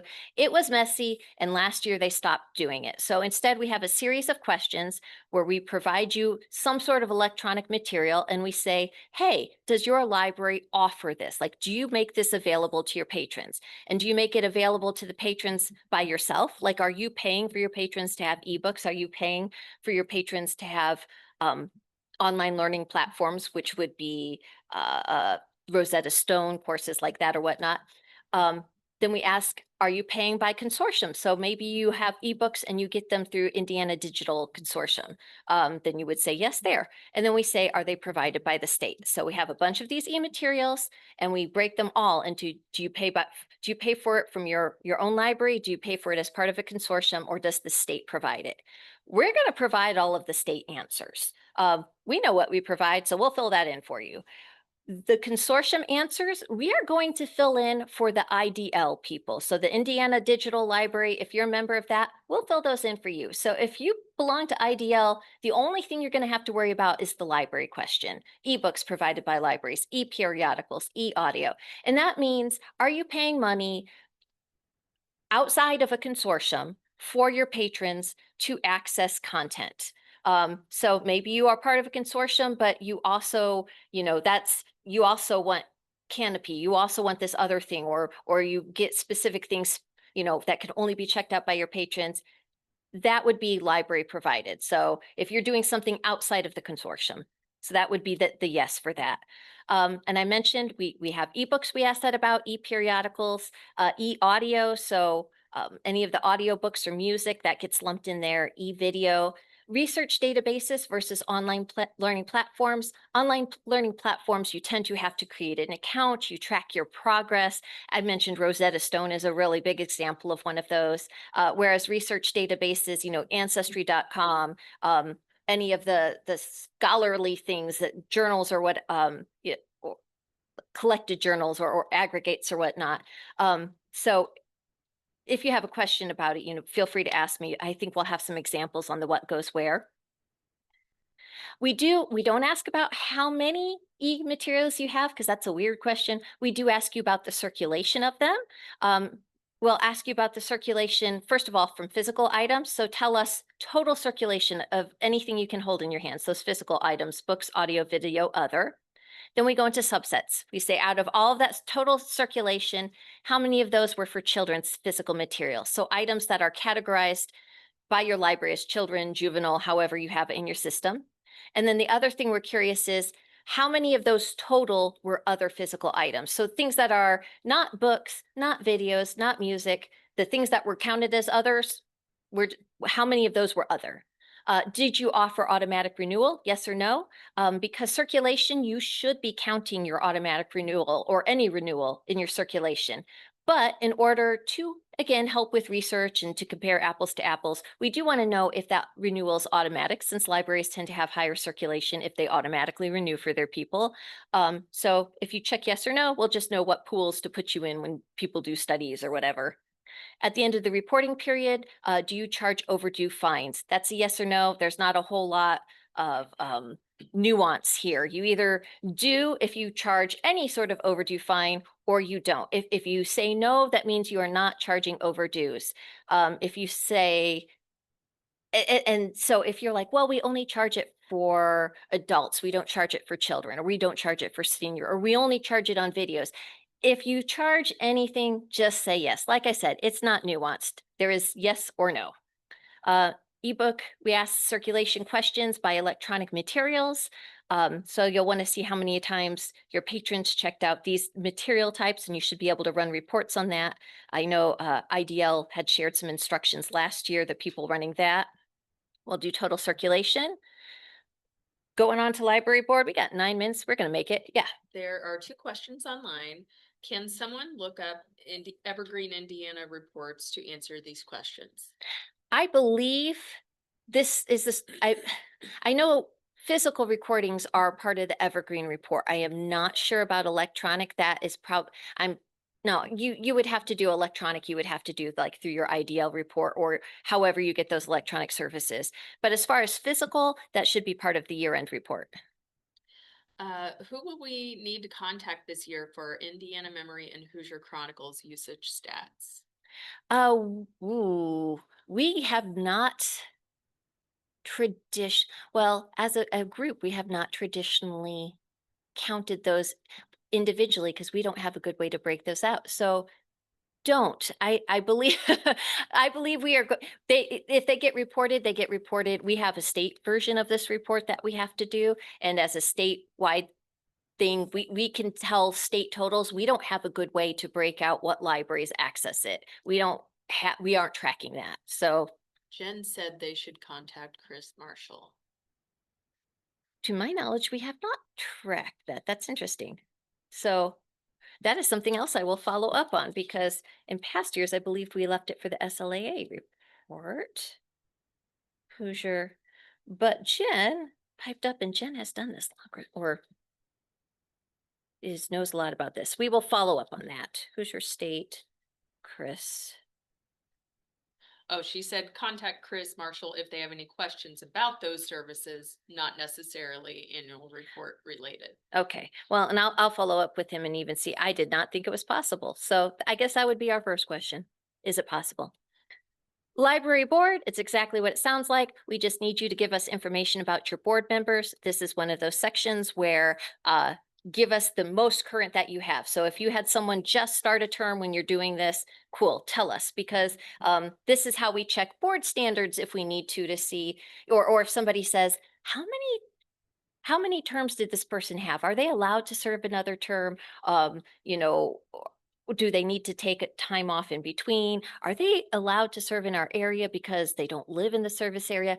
Anything we're going to help with that, we need this sort of information. This is some of the information that is not shared online. So you can reassure if you have board members who are worried about like, why is my email or home address on there? This is only for state library purposes. This is not shared out. You do this for all of your members. It is a slog and I apologize. But county contractuals, cover your ears. Just think, most of you only have 7 people. You don't have 11 like the county contractuals, because that would really be unpleasant. Yeah, and if they were on your board earlier in the year, but they're not when you're filling out the report, don't include them. We don't need. Exactly. We want to know at the time of your report, who is actually serving. If you have a vacancy, you can put that down. Vacant, that works too. But when you are filling it out, what are the bodies that come into the room at your board meetings? January, so don't count them. If you're taking the report but- in, Yeah, sorry. oh, so, okay, so the question was, someone here had a vacancy. They currently have a vacancy and they're not going to start until January. If you know they're going to start, and chances are this report, you're not going to be done before they start, go ahead and report then. Because again, this just is a tool that we can use if there are any questions about like, are they allowed to do that? How many terms did they have? So the newest information we have is the best. Salary and benefits. This is, I mentioned before, this section is just for the state. This is not shared with IMLS. This is where we ask you about different positions and ask you to tell us, do you require people holding this position to have certification? And what is your salary range? What would be like if you were posting this position today, what would be the lowest possible starting and the highest? Like what would be that you would consider? And we do this because, as I mentioned before, people use it for, job searching or trying, what do other Class C libraries in this area offer their children's librarians or their directors or their genealogists, or it's great for things like that. It's not an exact science. You may find that you have positions that the titles don't quite match up with the titles that we offer. Try to find the best fit. Maybe you call it a local historian and we call it Indiana history or genealogy. It's the historian library, that can be counted together. Maybe instead of children's librarian, you call them librarian in charge of enlightening young minds. It probably fits in children's librarian. So do your best on that. In the past, this is what it looks like in Bibliostat. It might have different colors or numbering, but it's going to be similar, where we give you a job, we ask those questions that I mentioned, and you just see this repeating over and over for these different positions. And if you have them, you can share that with us. We ask about a whole bunch of benefits. Yes, no. It's just yes, no. Do you offer it? Do you not? We ask if you offer them for full-time librarians or for part-time librarians. And yeah, I'm speeding. Sorry, guys, but I want to get through this. We'll ask about paid time off. And again, we break it down by full-time and part-time. But this time we break it down by librarians as well. So how much full paid time off do you give your full-time librarians, to your full-time support staff, part-time librarian, part-time support staff? If your library doesn't break things into sick days, personal days or whatever, if you have like a PTO bank, there is a place for that. That is like on 11/5/30 on the slide, number of other days or all-purpose PTO. So if you just give them a lump, 15 days or whatever, that's where you would tell us there. Plaque loans, this is the one section where you don't have to fill in 0, even if you truly mean 0. We're not going to make you go through like 200 some libraries writing in zeros. Just tell us the number of plaque loans to each library. You'll just see a huge list of the libraries. If you're evergreen, this part's going to be pre-filled for you, and then it totals at the end.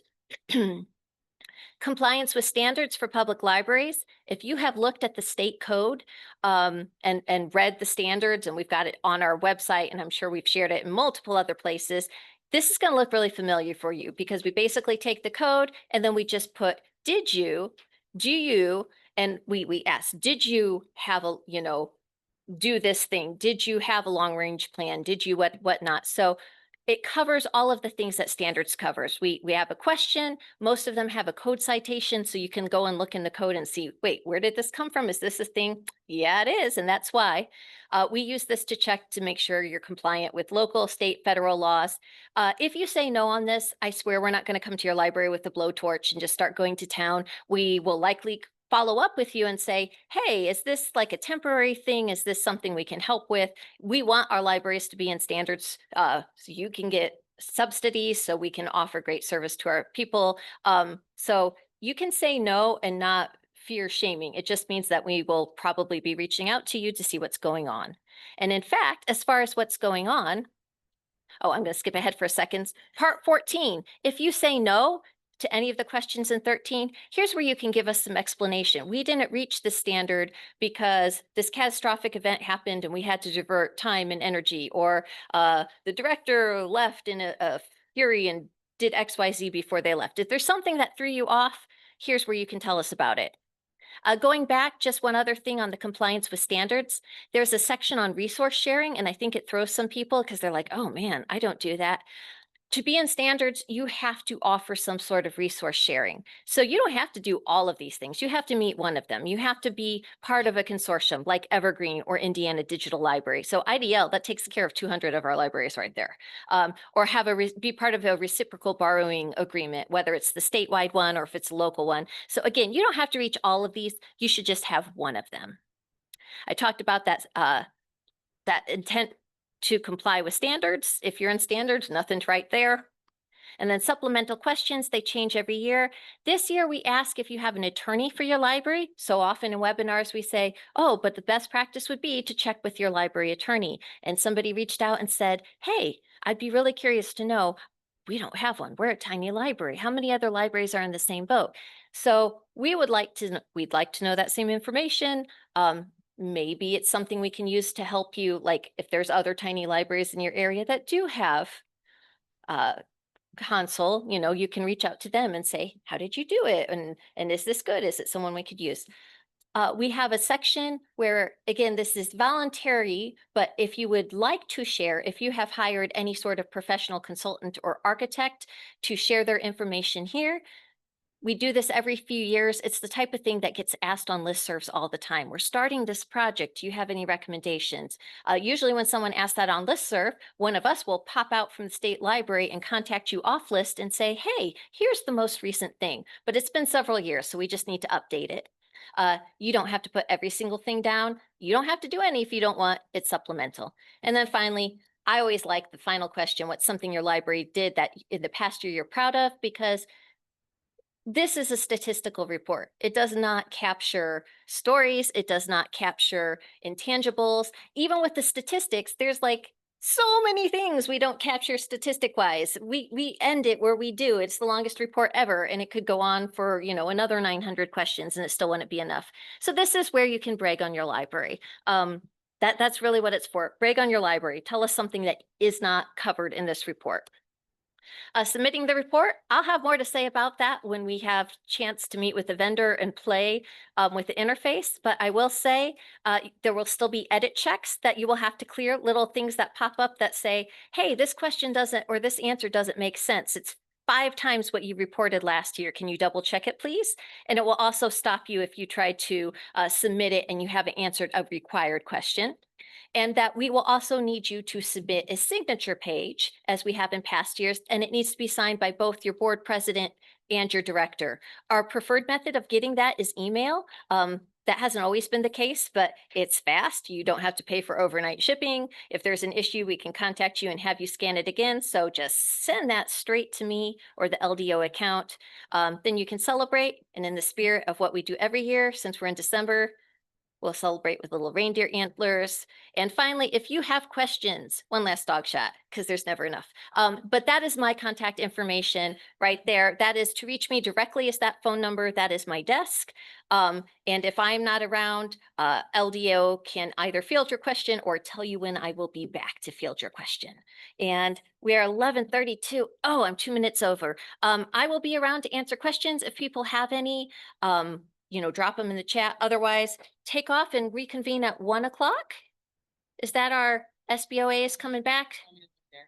I'm pretty sure. Yes. Okay. So if you have some questions, I will be here for a little bit. Otherwise, you can leave now. If you think of something after the fact, send them my way. I will be in the next couple days. I will do my best to answer them.